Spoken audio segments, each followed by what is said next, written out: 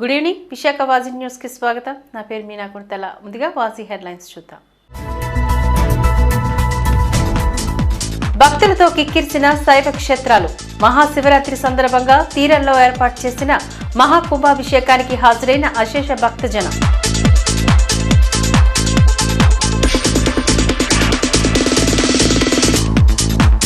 వివేక హత్య కేసుతో సీఎం జగన్ అసలు రంగు బట్టబయలవుతోంది. విలేకరుల సమావేశంలో మాజీ మంత్రి బండారు ఆరోపణ.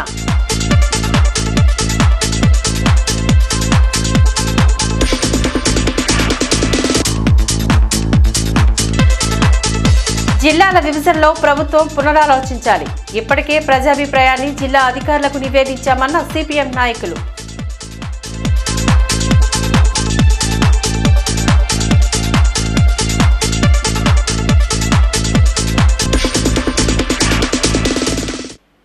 ఇక డీటెయిల్స్ చూద్దాం. మహాశివరాత్రి పర్వదినం సందర్భంగా ప్రతి ఏటా బీచ్ రోడ్డు కాళీమాత ఆలయం ఎదురుగా తీరంలో టీఎస్ఆర్ ఆధ్వర్యంలో నిర్వహించే మహాకుంభాభిషేకం ఈ ఏడు కూడా అత్యంత ఘనంగా నిర్వహించబడింది.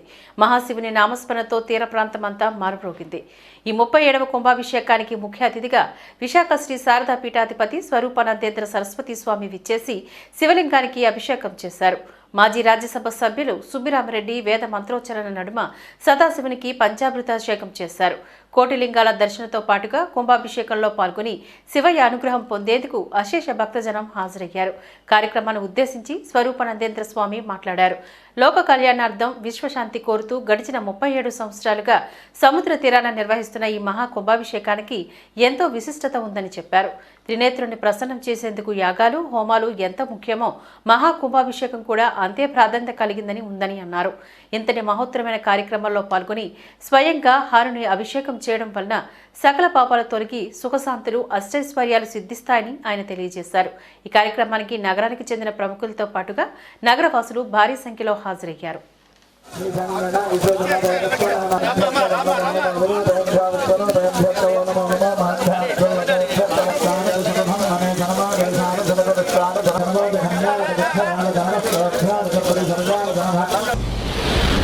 మహాశివరాత్రి నాడు విశాఖ ప్రజలకి 37 సంవత్సరాల క్రితం నేను ఈ కుంభాభిషేకం ప్రారంభించాను. 34 సంవత్సరాల నుండి కోటి శివలింగాలను ప్రతిష్ఠ చేసి భారతదేశంలో ఎక్కడ కూడా కోటి శివలింగాల ప్రతిష్ఠ జరగలేదు. ఇక్కడ విశేషంగా కోటి శివలింగాలను చేసి ప్రతి సంవత్సరం కూడా ప్రజల చేత నేను అన్నీ ఏర్పాటు చేసి నీరు, పళ్ళు, సరసాలు అన్నీ ఏర్పాటు చేసి వాళ్ళకి మళ్ళీ పసుపు తాళ్ళు, రుద్రాక్షలు కూడా పంచి పెట్టించి వాళ్ళకి ఆశీర్వదిస్తూ ఉన్నాను. ఇది 37వ సంవత్సరం. ఇంకా భవిష్యత్తులో దీనికి తిరుగులేదు. ప్రతి సంవత్సరం పర్మనెంట్గా చేస్తూనే ఉంటాను. ఏది ఏవైనా ఆ పరమేశ్వరుడు కోటి శివలింగాలని ధ్యానిస్తూ అభిషేకం చేసి ఓం నమ శివాయ శంభో శంకర హర హర మహాదేవ్ అని అనుకుంటే వాళ్ళ జన్మ ధన్యం అవుతుంది. మహాశివరాత్రి నాడు ఈశ్వరుడిని తలుచుకున్న, అభిషేకం చేసిన, శివపంచాక్షి నామం ఉచ్చరించిన వాళ్ళ జీవితం పరిపూర్ణ చెందుతుందని చెప్పి నేను తెలియజేస్తాను. ఈ సముద్రుడు సాక్షిగా గత 25 సంవత్సరాల నుంచి సుబ్బిరామరెడ్డి బ్రహ్మాండంగా ఈ కార్యక్రమాలు చేయడము, కరోనా వచ్చినా కరోనా సమకాలంలో కూడా ఇక్కడ మహాశివరాత్రి కార్యక్రమాలు చేశాడు. అంటే అత్యద్భుతమైన కార్యక్రమాలు. ఈ కార్యక్రమం వల్ల ఈ యొక్క మహాశివరాత్రి నాడు ఈ కార్యక్రమం వల్ల విశాఖ జిల్లాకే ఒక అద్భుతమైన పేరు ప్రతిష్టలు వచ్చేటట్టుగా మహాశివరాత్రి నాడు జరిగే ఈ సముద్ర ఒడ్డుని ఇంక ఎక్కడా జరిగినట్లు బ్రహ్మాండంగా జరుగుతుంది. అందరూ పేదవాళ్ళు, నిరుపేదల దగ్గర నుంచి అందరూ వచ్చి స్వామికి శివశివ అంటూ అభిషేకం చేసే ఏకైక ప్రాంతం ఏదైనా ఉందంటే విశాఖ జిల్లాలో ఉన్న ఈ సముద్ర తీరంలో ఉన్న ఈ కార్యక్రమమే. మహాశివునికి అత్యంత ప్రీతికరమైన రోజు శివరాత్రి. లోకాలను పాలించే అమ్మ పార్వతీమాతను త్రినేత్రుడు వివాహమాడిన రోజు కనుక శివయ్యకు ఈ రోజంటే అమితమైన ప్రీతి అని పురాణాలు చెప్తున్నాయి. సకల లోకాలను కాపాడి రక్షించే రుద్రుడు ఈరోజు తాండవం చేస్తాడని కూడా పురాణాతిహాసాలు చెప్తున్నాయి. అంతటి పర్వదినాన్ని పురస్కరించుకొని సాక్షాత్తు పరమేశ్వరుడు కొలువు తీరిన ఒక శైవ క్షేత్ర వైభవాన్ని వాజీ ఛానల్ మీ ముందుకు తీసుకొస్తుంది. ఇంతకీ ఎక్కడ క్షేత్రం, ఏంటా విశిష్టత?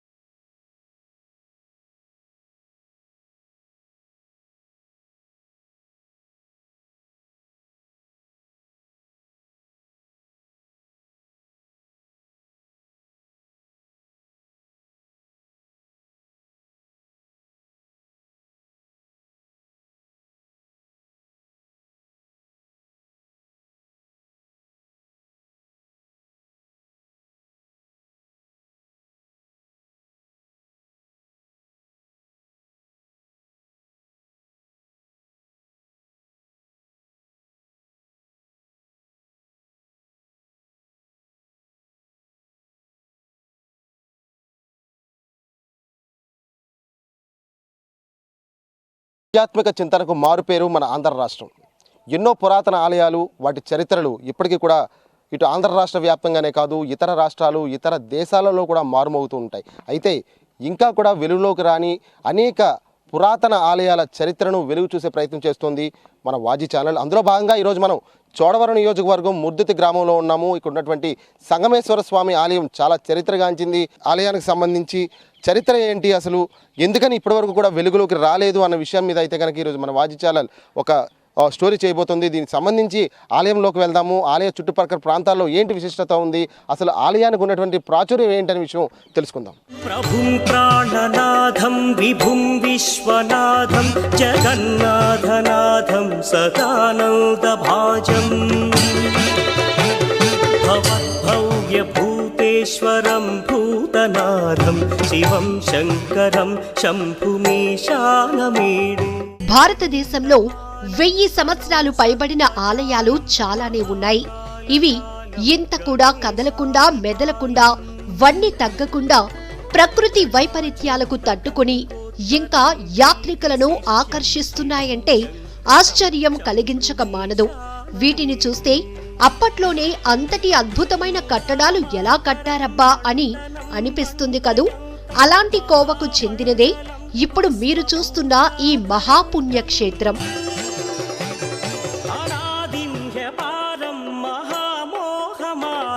శివం శంకరం శంభుమీశానమీడే వటాధో నివాసం మహాట్టాట్టహాసం మహాపాపనాశం సదా సుప్రకాశం. హరహర మహాదేవ శంభో శంకర అంటే చాలు ఆ భోలా శంకరుడు వరాల వర్షాన్ని కురిపిస్తాడు.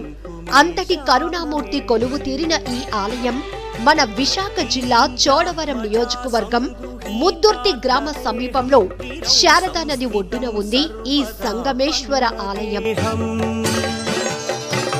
పరబ్రహ్మ బ్రహ్మాదిభిర్వంద్యమానం శివం శంకరం శంభుమీశానమీడే. ఇప్పుడు మీరు చూస్తున్నది పవిత్ర శారదా నది త్రివేణి సంగమం. గంగా యమున సరస్వతుల అపురూప కలయిక జరిగిన నీటిలో స్నానమాచరిస్తే సకల పాపాలు హరించుకుపోయి సుఖ సౌభాగ్యాలు కలుగుతాయన్నది హిందువుల నమ్మకం. అంతటి పుణ్య నది స్నానాలకు భక్తులు ఎక్కడో అలహాబాద్కు తరలి వెళ్తూ ఉంటారు. కానీ మనకు కోతవేటు దూరంలో ఉన్న ఈ సంగమంను గుర్తించలేకపోతున్నారు. అంతేకాదండోయ్, కాశీ తర్వాత రెండవ కాశీగా ఈ సంగమేశ్వర స్వామి ఆలయానికి చరిత్ర ఉంది. ఉత్తర దిశ నుండి శారదా నది, దక్షిణం నుండి పెద్దేరు, బొడ్డేరు, ప్రాచెరులతో కలిపి ఈ 2 దిశల మధ్య నుండి సెలయేరుతో కలిపి 5 పాయల పంచవటి తీర్థంగా కూడా ప్రతీక పొందింది ఈ శైవ క్షేత్రం. శ్మశానే వసంతం మనోజం దహంతం శివం శంకరం శంభుమీశానమీడే. ప్రయోగ త్రివేణి సంగమం విశిష్టత కలిగి శాపగ్రస్తుడై సర్పరూపంలో ఉన్న సింహల దేశపు రాజకుమార్తె భర్తను మనిషిగా మార్చిన ఘన చరిత్ర కలిగి ఉంది ఈ త్రివేణి సంగమం. సుధాన్యం సుమిత్రం కళత్రం విచిత్రై సమారాధ్య మోక్షం ప్రయాతి. బలరామ చక్రవర్తి ద్వారా దేవాలయ నిర్మాణం గావించబడి పిప్పల మహర్షి చేత పూజింపబడి శారదా నది సంగమంలో నెలకొల్పబడింది ఈ సంగమేశ్వర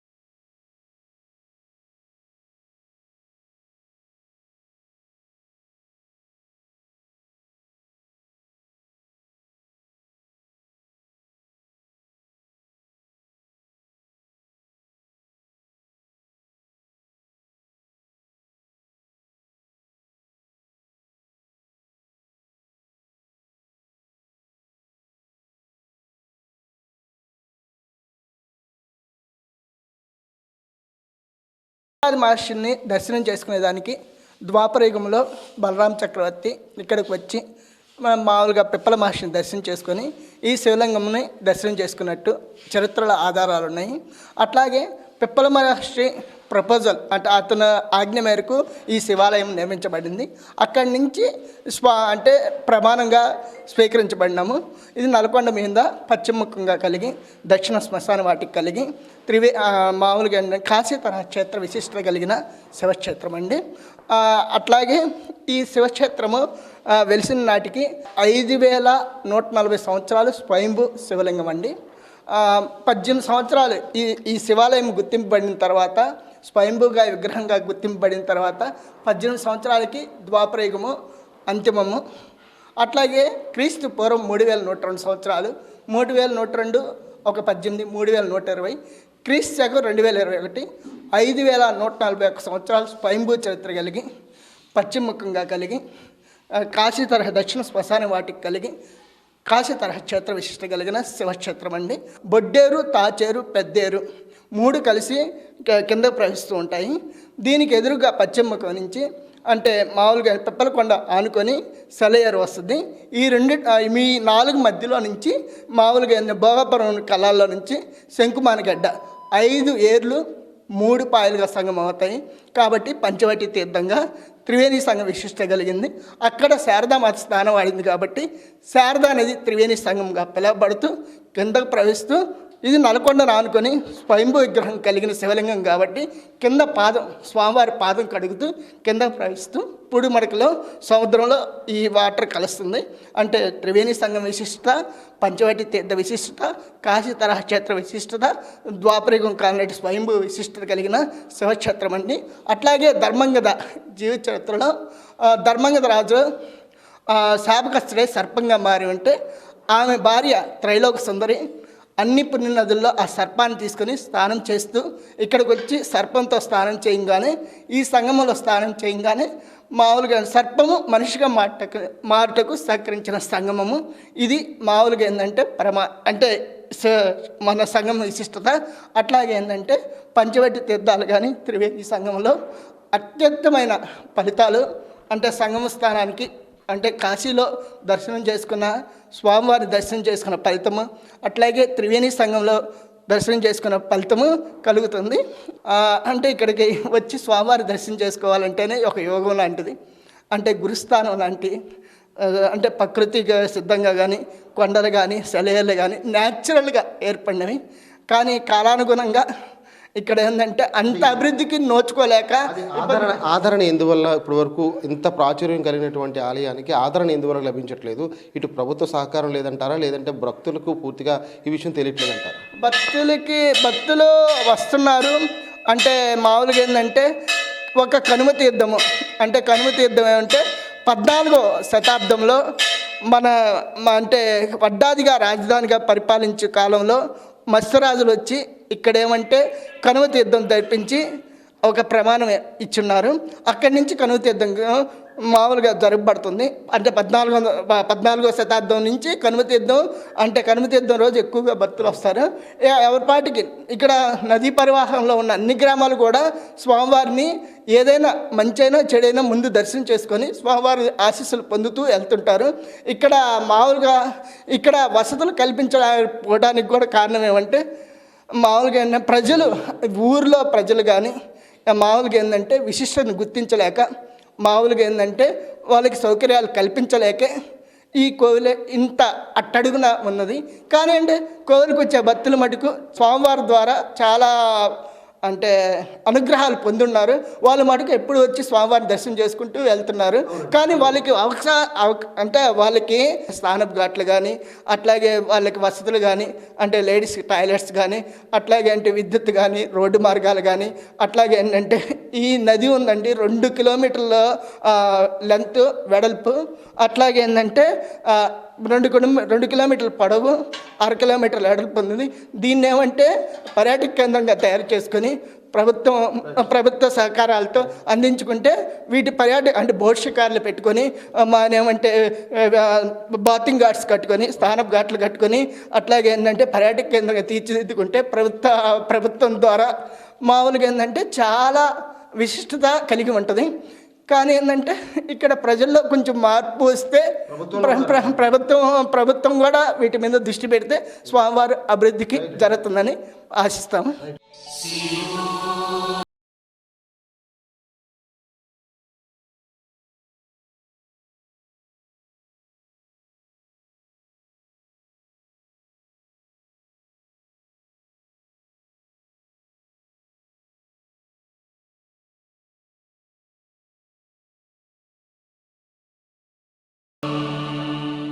ఇప్పటి వరకు ఆలయ చరిత్ర విశిష్టత తెలుసుకున్నాం కదా, మరి ఆలయ అభివృద్ధి గురించి ఇప్పుడు తెలుసుకుందాం. ఇంతటి పురాతన చరిత్ర కలిగిన ఆలయాన్ని అభివృద్ధి చేసేందుకు ఏ ఒక్క ప్రభుత్వం కూడా ముందుకు రాకపోవటం అత్యంత శోచనీయం. ఏదో మొక్కుబడికి దుస్తులు మార్చుకునే గదులు నిర్మించారే తప్ప నిజంగా చిత్తశుద్ధితో చేయలేదన్నది అక్కడి పరిస్థితి చూస్తే అర్థమవుతుంది. ప్రకృతి రమణీయతకు అద్దం పట్టేలా కానవచ్చే ఈ ప్రాంతాన్ని పర్యాటక ప్రాంతంగా తీర్చిదిద్దితే తప్పకుండా ఆలయ అభివృద్ధి సాధ్యమవుతుందన్నది స్థానికుల అభిప్రాయం. ఎంతటి భారీ వర్షాలు కురిసినప్పటికీ ఆలయ మొదటి 3 మెట్ల వరకు మాత్రమే ఆ వర్షపు నీరు తాకుతుంది. కానీ 1 అంగుళం కూడా 4వ మెట్టు తాకదని స్థానికులు ఆ శివయ్య మహిమను కథలుగా చెప్పుకుంటారు. ఇంతటి మహిమాన్వితమైన దేవాలయ అభివృద్ధి కోసం ఆలయ అర్చకులు, సాయి పండితులు, చుట్టుపక్కల ఉన్న 40 గ్రామాల ప్రజలు పాటుపడుతున్నారే తప్ప ఇంకెవ్వరికీ అటుగా చూడాలని అనిపించకపోవటం బాధాకరం.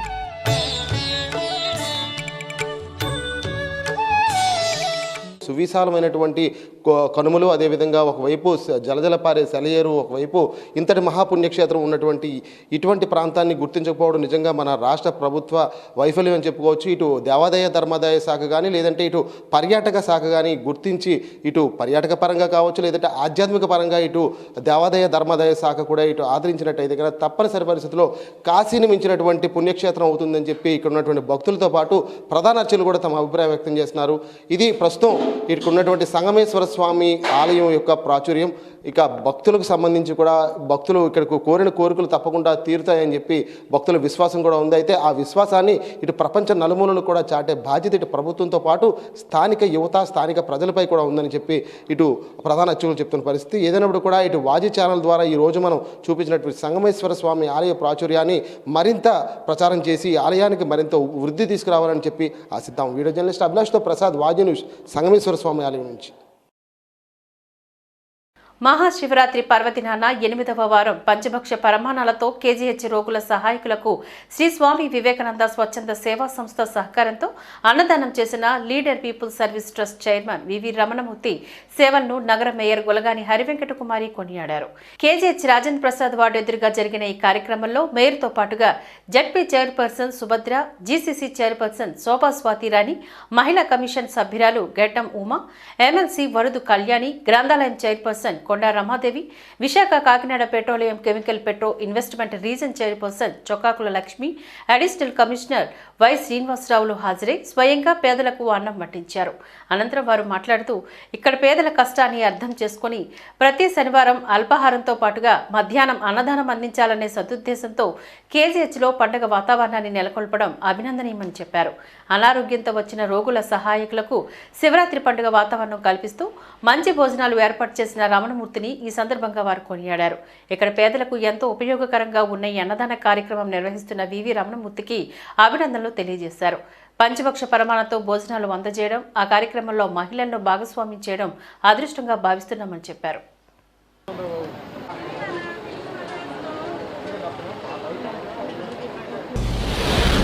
శ్రీ వివేకానంద స్వచ్ఛంద సేవా సంస్థ సేవా సహకారంతో ఈ బృహత్తర కార్యక్రమం జరుగుతోంది. ఇది 8వ వారం. ఈవేళ ప్రత్యేకంగా శివరాత్రి సందర్భంగా వీళ్ళ రోగుల తాలూకు అటెండెన్స్ అందరికీ కూడా భోజన సౌకర్యాన్ని ఏర్పాటు చేయడం జరిగింది. సాధారణంగా రోగుల దగ్గర ఉన్న అటెండెన్స్ పండగకి మన ఊరు వెళ్ళలేకపోయాం, పండగకి మనం మంచి భోజనం కానీ మంచి ప్రసాదం కానీ తీసుకెళ్ళలేకపోయాం అనే భావం ఉంటుంది. సాధారణంగా కొంత ఫీలింగ్ ఉంటుంది. ఆ ఫీలింగ్ లేకుండా చేయడం కోసమే ఈరోజు పండగ నాడు కూడా మహాశివరాత్రి సందర్భంగా ఈ భోజన సదుపాయాన్ని ఏర్పరచడం జరిగింది. ప్రతి పండగకి కూడా ఇక మీదట ఇక్కడ ఇటువంటి కార్యక్రమం ఉంటుంది. అలాగే మే నుంచి ప్రతిరోజు కూడా ఏర్పాటు చేయడానికి మేము సన్నాహాలు చేస్తున్నాం. అందరి తోడ్పాటుతో ఈ కార్యక్రమం నిర్విఘ్నంగా జరుగుతుందని ఆశతో ఉన్నాం. కేజీహెచ్ ఆధ్వర్యంలో ఎక్కడి నుంచో ఈ జిల్లాలో వాళ్ళే కాకుండా పక్క జిల్లాలో వాళ్ళు కూడా వచ్చి ఇక్కడ పేషెంట్తో పాటు బంధువులు వీళ్ళందరూ ఉంటారు. వాళ్ళందరికీ కూడా ఇక్కడ లీడర్ రమణమూర్తి గారి ఆధ్వర్యంలో స్వామి వివేకానంద ట్రస్ట్ నుంచి ఇక్కడ భోజన సదుపాయం అన్నది చేయడం అన్నది చాలా గొప్ప విషయం. అంతేకాకుండా స్వామి వివేకానంద ట్రస్ట్ నుంచి ఎంతోమంది ఎంతోమంది వృద్ధులకు సహాయం చేస్తారు. అలాగే నిత్యావసర సరుకులు పేదవారికి ఇవ్వడమే కాకుండా కరోనా లాంటి విపత్తుకర పరిస్థితుల్లో కూడా ఈ ట్రస్ట్ చాలా బాగా ఆదరించింది. అందరినీ దగ్గర చేర్చుకుని వాళ్ళకి ఫుడ్ కానివ్వండి, నిత్యావసర వస్తువులు కానివ్వండి అన్నీ కూడా స్వామి వివేకానంద ట్రస్ట్ నుంచి ఏర్పాటు చేయడం కూడా జరిగింది. వివేక హత్య కేసులో కీలకమైన హంతకులను పట్టుకోవాలంటూ మాజీ మంత్రి బండారు సత్యనారాయణమూర్తి కోరారు. ఈ మేరకు టీడీపీ కార్యాలయంలో ఏర్పాటు చేసిన విలేకరుల సమావేశంలో పాల్గొని ఆయన మాట్లాడారు. ఆంధ్రప్రదేశ్ ప్రజలు సీఎంగా జగన్మోహన్ రెడ్డిని గెలిపించేందుకు ఇప్పుడు చాలా బాధపడుతున్నారని అన్నారు. హత్య రాజకీయాలు చేస్తున్న సీఎం జగన్మోహన్ రెడ్డిని ప్రజలు చూస్తున్నారని అన్నారు. వివేక హత్య కేసులో ఏవన్గా అవినాష్ రెడ్డి ఉన్నారన్న అనుమానం ఉందని వివేక కుమార్తె స్వయంగా చెప్పారంటూ గుర్తు చేశారు. ముందు సీబీఐ విచారణ అడిగితే సిద్ధమని, తర్వాత వెనకాడు వేయడం వెనుక ఆంతర్యం ఏంటని, వివేక మృతి చెందారని తెలిసినా ఎందుకు ఆలస్యంగా బయలుదేరారంటూ ప్రశ్నించారు. సీబీఐ వాంగ్మూలంలో వివేక కుమార్తె ఇచ్చిన అంశాలు పరిగణలోకి తీసుకోవాలంటూ వారు డిమాండ్ చేశారు.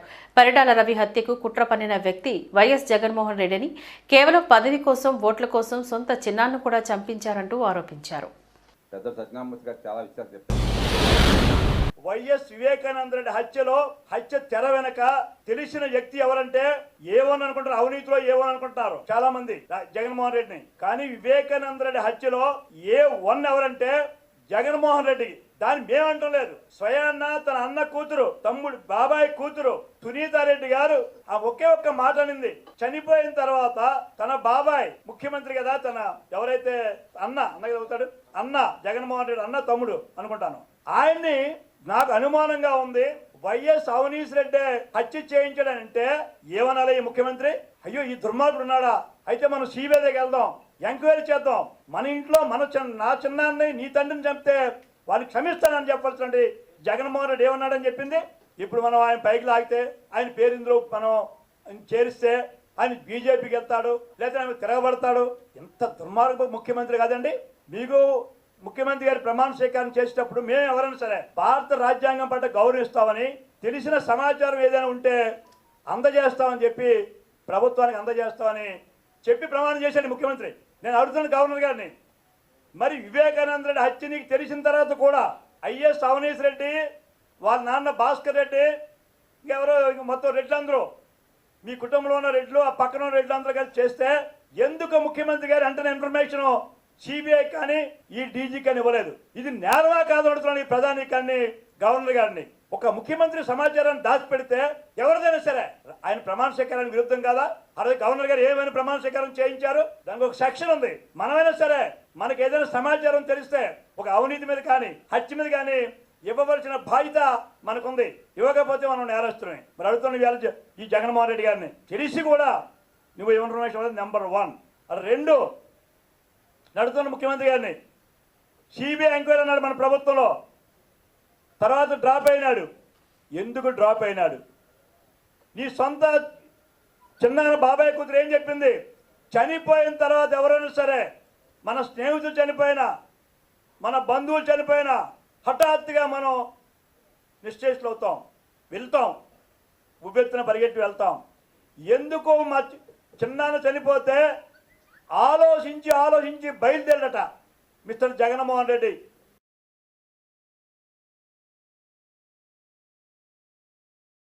శివరాత్రి పర్వదినాన్ని పురస్కరించుకొని బ్రహ్మకుమారీస్ వైజాగ్ జర్నలిస్టు ఫోరం సంయుక్త ఆధ్వర్యంలో శివరాత్రి పర్వదిన వేడుకలు విజేఎఫ్ ప్రెస్ క్లబ్లో ఘనంగా నిర్వహించారు.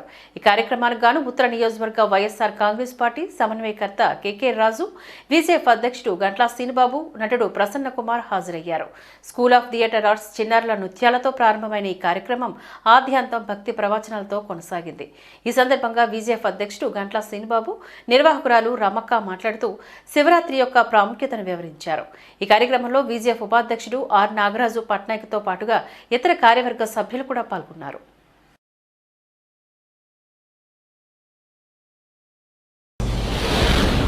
డ్యాన్స్ పుట్టింది శివుడు నాట్యంతో డ్యాన్స్.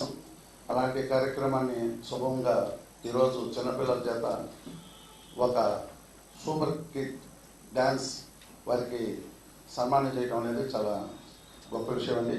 దేవుడి యొక్క ప్రాముఖ్యతని, భగవంతుడు అంటే ఏంటి, భగవంతుడికి మనం ఏ విధంగా చేరువు కావాలి అని ఒక నిష్కలమైన మనసుతో వారి పర్సనల్ జీవితాలన్నింటినీ కూడా పక్కన పెట్టి ఈ సమాజ అభివృద్ధి కోసం బ్రహ్మకుమారీస్ ఏ విధంగా పాటుపడుతున్నారనేది మనందరికీ తెలిసిన విషయమే. దేవుడికి దగ్గరగా ఉండి దేవుడి యొక్క ప్రాముఖ్యతను మనందరికీ కూడా తీసుకొచ్చి మనలో ఆధ్యాత్మికతో పాటు మన మనసుల్ని ప్రశాంతంగా ఉంచే విధంగా మంచి సందేశాలు ఇస్తున్న వారి కార్యక్రమాన్ని మమ్మల్ని ఆహ్వానించి మాకు ఆ పరమశివుని యొక్క ఆశీస్సులు అందించినందుకు మరొకసారి బ్రహ్మకుమారీస్ అందరికీ కూడా నా హృదయపూర్వక ధన్యవాదాలు తెలియజేస్తూ, గోపాలపట్నం 89వ వార్డు ఎల్లపవానిపాలెం పోస్టాఫీసులో ₹1 పైగా లబ్ధిదారుల నుండి తప్పుడు పత్రాలు సృష్టించి ఫిక్స్డ్ డిపాజిట్లు చేసిన ఘరానా మోసం ఉదాంతం తెలిసిందే. మోసపోయిన బాధితులను స్థానిక శాసనసభ్యులు గణబాబు కలిసి ధైర్యం చెప్పారు. స్థానిక పోస్టాఫీస్ వద్దకు వెళ్లి బాధితుల వద్ద నుండి వివరాలు అడిగి తెలుసుకున్నారు. ఈ సందర్భంగా గణబాబు మీడియాతో మాట్లాడుతూ పోస్టాఫీస్ పేరుతో చేపట్ట ఘరానా మోసం వలన చిక్కుకున్న బాధితులకు జిల్లా పోస్టాఫీస్ అధికారులు అండగా నిలవాలంటూ కోరారు. బాధితుల సందేహాలను నివృత్తి చేయాలని, ఎల్లపవానిపాలెం పోస్టాఫీస్ వద్దకు వచ్చి ప్రత్యేక సమావేశాన్ని ఏర్పాటు చేయాలని వారు విజ్ఞప్తి చేశారు. తాము చేసిన డిపాజిట్లు ఏమయ్యాయో అర్థం కాని స్థితిలో ఉన్న బాధితులకు న్యాయం జరిగేలా చూడాలని కోరారు. కొంతమంది ఏమో మా దగ్గర ఈ రోజు వాళ్ళ అమౌంట్ ఏదైతే రాసుకుని డీటెయిల్స్ అవి ఉన్నాయి. బట్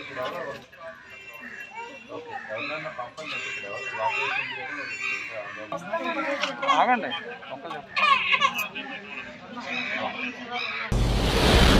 పోస్ట్ ఆఫీస్లో చాలా మంది ఈ డిపాజిట్ హోల్డర్స్ ఆ డిపాజిట్ కట్టించుకున్నది రికార్డుల్లో లేవని తెలిసి ఆందోళన చెందుతున్నారు. దీనికి సంబంధించి వారందరి కంప్లైంట్ మేరకు ఎవరైనా తప్పు చేస్తే వారిని ఏ రకంగా చర్యలు తీసుకోవాలి వారిపైన, అదేవిధంగా వీళ్ళకి ఏ రకంగా న్యాయం చేయాలనేటిది కూడా. ఎందుకంటే ఇప్పుడు వరకు ప్రైవేట్ చిట్స్ కానీ ప్రైవేట్ పరంగా ఏదైనా డబ్బులు కట్టే వాళ్ళందరూ కూడా ఇబ్బందులు పడడం చూసాం.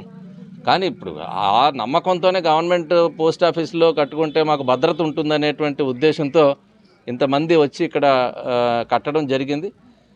బట్ అక్కడ సింగిల్ పోస్ట్ మాస్టర్ ఉండేటువంటి పోస్ట్ ఆఫీస్ కావటం, అతను కూడా ఇటీవల చనిపోవటం, ఇది ఎవరు ఆన్సరబుల్ అనేటువంటి దీనిపైన ఉండేటువంటి బ్రాంచ్ ఆఫీసులో ఉండేటువంటి వారికి ఇది రెస్పాన్సిబుల్ చేస్తారా లేదా అనేటువంటిది ఆఫ్టర్ ఈ ఇన్వెస్టిగేషన్ తర్వాత వారి నివేదిక ఆధారంగా ఆ తదుపరి చర్యలు ఉంటాయి.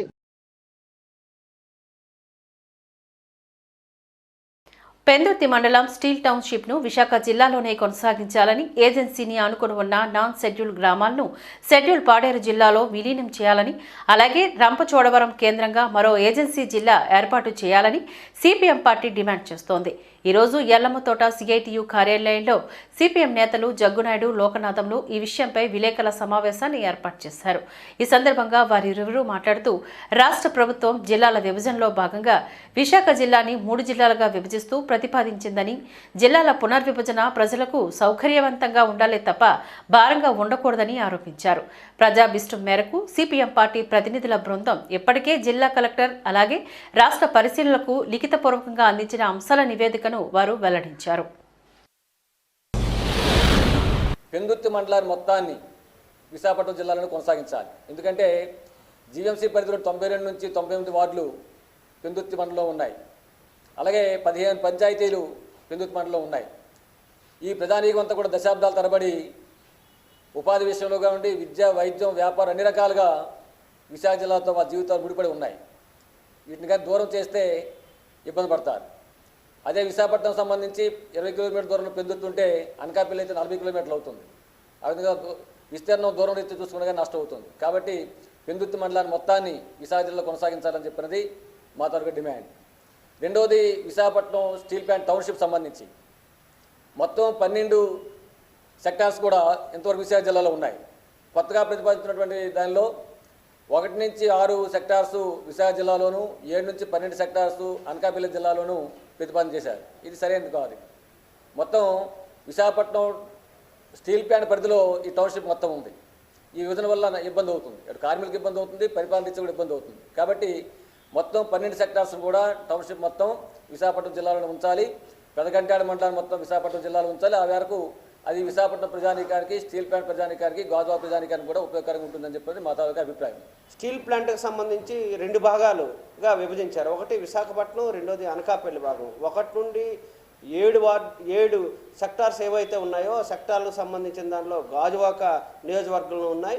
మిగతా సెక్టార్లకు సంబంధించి అది పెందుర్తి నియోజకవర్గంలో ఉన్నాయి. పెందుర్తి నియోజకవర్గంగా అది చూస్తే ఉపయోగపడేదానికి అవకాశం లేదు. కాబట్టి ఖచ్చితంగా స్టీల్ ప్లాంట్ మొత్తం 1 నుండి 12 సెక్టార్లు ఏవైతే ఉన్నాయో అవన్నీ పరిపాలనా సౌలభ్యం కోసం విశాఖ జిల్లాలోనే కొనసాగిస్తే ఈ 2 ప్రాంతాల ప్రజలకి న్యాయం జరిగేదానికి అవకాశం ఉంటుందనేది మొట్టమొదటి డిమాండ్.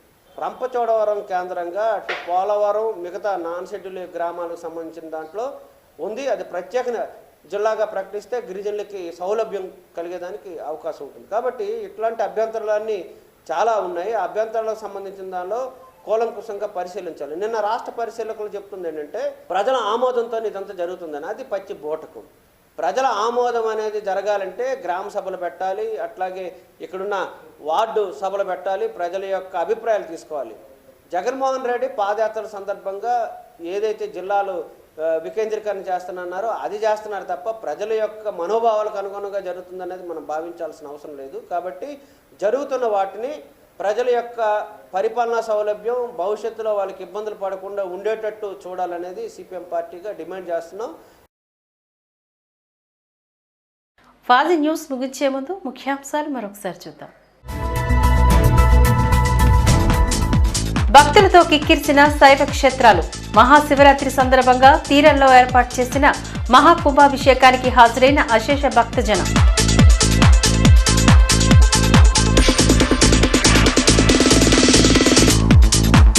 వివేక హత్య కేసుతో సీఎం జగన్ అసలు రంగు బట్టబయలవుతోంది. విలేకరుల సమావేశంలో మాజీ మంత్రి బండారు ఆరోపణ.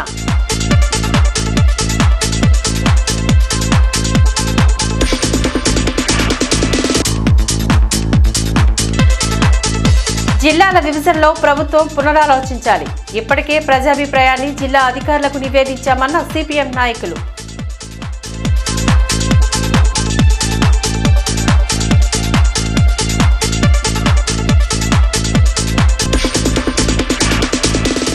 వాజీ న్యూస్ ఇంతటితో సమాప్తం. నమస్కారం.